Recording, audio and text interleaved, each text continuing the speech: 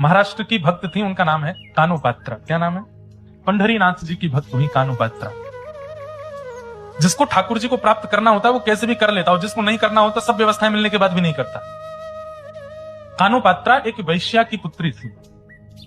इनकी माताजी का नाम श्यामा, नगर वैश्या थी।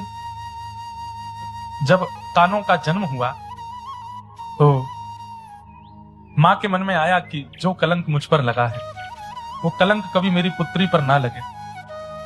धीरे धीरे पुत्री बड़ी होने लगी।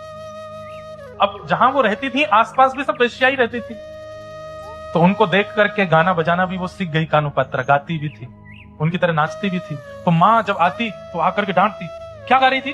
बोले मैंने सुना। तो फिर रात भर उनकी माँ बैठ करके एकांत में फिर तुकाराम जी का अभंग सुनाती, तुकाराम जी का अभंग सुनाती, जनाबाई का अभंग सुनाती, नामदेव जी का अभंग सुनाती, ठाकुर जी का कीर्तन भजन सुनाती। बोले वो नहीं गाना, ये गाना।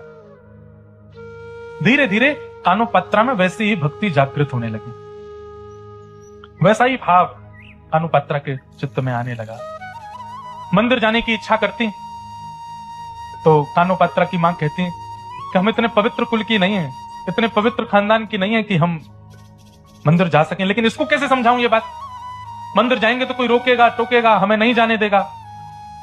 रात्रि में जब माँ कहीं जाती तो पूछती, माँ आप मुझे रात में अकेला छोड़ के चली जाती, मुझे भी लेके चला करो साथ में। तो माँ झूठ बोलती कि हमारे नगर में भूत प्रेत बहुत है, मैं उनको भगाने जाती हूँ। इन बातों से वो रुक जाती। लेकिन कब तक छुपाए छुपे बातें। धीरे धीरे कानोपात्रा जब बड़ी हो गई तो उसका भी रूप इतना सुंदर, उनका भी आकर्षण इतना ज्यादा हो गया कि लोग बागों की कुदृष्टि उन पर आने लगी। अब नगर में चर्चे होने लगे, कानोपात्रा बहुत सुंदर है और उससे मिलना है, उसके साथ रहना है, उससे बात करनी है, ऐसी सब चर्चाएं जब मां सुनती तो उसको इतनी घबराहट होती कि मेरी बच्ची इन सब चीजों से दूर रहे। लेकिन लोगों की दृष्टि तक तो ठीक थी बात। एक दिन राजा